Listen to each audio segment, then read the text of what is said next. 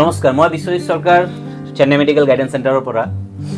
আজি এটা 3 দিনত কিডনি ফেইলাৰ হোৱা এটা ঘটনা বা এটা পেচেণ্টৰ কথা আজি মই শ্বেয়াৰ কৰিব বিচাৰিম আপোনালোকৰ লগত। যে কি যোৱা সপ্তাহত ৰাতি 12টাত আমাৰ চেন্নাই মেডিকেল গাইডেন্স চেণ্টাৰত এটা কল আহে। এজন বঙাইগাঁৱৰ পৰা কল আহে যে কি কিছুমান ৰিপৰ্ট আছে মই পঠাব বিচাৰোঁ আৰু আমি চেন্নাই আহিব বিচাৰিছোঁ। চ' কেনেকুৱা কি কৰিম, তো এইখিনি আমাৰ গাইড লাগে। চ' আমি সেইখিনি টাইমতে অকণমান চিৰিয়াছ আছিল কাৰণে কথাটো শুনি বেয়া লাগিল। চ' ৰাতিয়ে আমাক ৰিপৰ্ট পঠোৱা হ'ল। ৰিপৰ্টটো আছিলে বঙাইগাঁও AOC ৰোডৰ এপ'ল' ডায়েগনষ্টিকৰ ৰিপৰ্ট। চ' সেইবোৰ ৰিপৰ্ট পালোঁ। পোৱাৰ পিছত ইমিডিয়েট ডক্টৰৰ তাতে আমি কনচাল্ট কৰিলোঁ ৰাতিয়ে। তাতে দেখা গ'ল যে কিছুমান ৰিপৰ্ট আৰু কিছুমান ৰিপৰ্টো পঠাইছিল, বেলেগ বেলেগ ডায়েগনষ্টিকৰ ৰিপৰ্ট আছিলে। চ' দেখা গ'ল যে পেচেণ্টৰ কিডনিৰ প্ৰব্লেম আছে।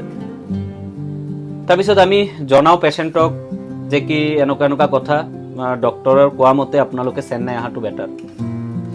তাৰ নেক্সট দিনাখন বঙাইগাঁৱৰ পৰা পেচেণ্ট আৰু পেচেণ্টৰ এটেণ্ডেঞ্চ আমাৰ চেন্নাইলৈ আহে থ্ৰু আৱাৰ গাইড। অহাৰ পিছত আমি ডক্টৰৰ এপইণ্টমেণ্ট নেক্সট দিনাৰ এপইণ্টমেণ্ট লোৱা আছিলে, ইমিডিয়েট এপইণ্টমেণ্ট লোৱা আছিলে, যিহেতু নেক্সট দিনাখন ফাৰ্ষ্ট টাইম যাই কিনে ডক্টৰ দেখুওৱা হ'ল। ডক্টৰে আৰু কিছুমান টেষ্ট কৰিবলৈ দিলে। গোটেইখিনি টেষ্ট কৰাৰ পিছত ডক্টৰে ফাইনেল ডিছকাশ্যন কৰিল যে কি পেচেণ্টৰ কিডনি ফেইলাৰ। তেতিয়াই পেচেণ্টৰ এটেণ্ডেঞ্চ হ'ল পেচেণ্টৰ ল'ৰা, মানে মাকৰ কিডনি ফেইলাৰ।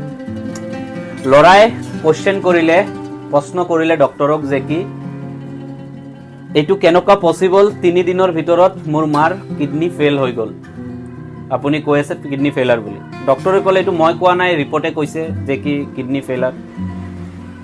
তেতিয়া ডক্টৰে ক'লে যে কি কিবা চিমটম আগৰ পৰা পাইছে নেকি। পেচেণ্টৰ এটেণ্ডেঞ্চে ক'লে যে কি কোনো ধৰণৰ তেনেকুৱা প্ৰব্লেম পোৱা নাই। ডক্টৰে সুধিলে কেতিয়াবা প্ৰেছাৰ হাই আছিলে নেকি।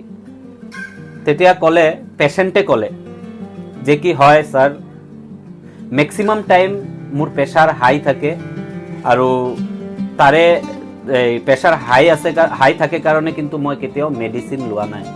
ডক্টৰে ক'লে এয়া হ'ল আপোনাৰ মেইন কাৰণ কিডনি ফেইলাৰৰ। চ' যেতিয়া আমি চাওঁ যে ঘৰৰ কোনোবা বা নিজৰ প্ৰেছাৰ হাই আছে, তো আমি ইমান কামৰ প্ৰেছাৰত থাকোঁ, বিজি শিডিউলত থাকোঁ যে আমি প্ৰেছাৰ হাই হ'লেও আমি এইটোক যেনে তেনে স্কিপ কৰি চলি যাওঁ। কিন্তু নহয়, এই পেচেণ্টৰ পৰা মই বহুত ডাঙৰ এটা শিকিলোঁ, বুজিলোঁ। আপোনালোকেও চাগে এইটোৰ পৰা কিবা শিকিব পাৰিব। যে কি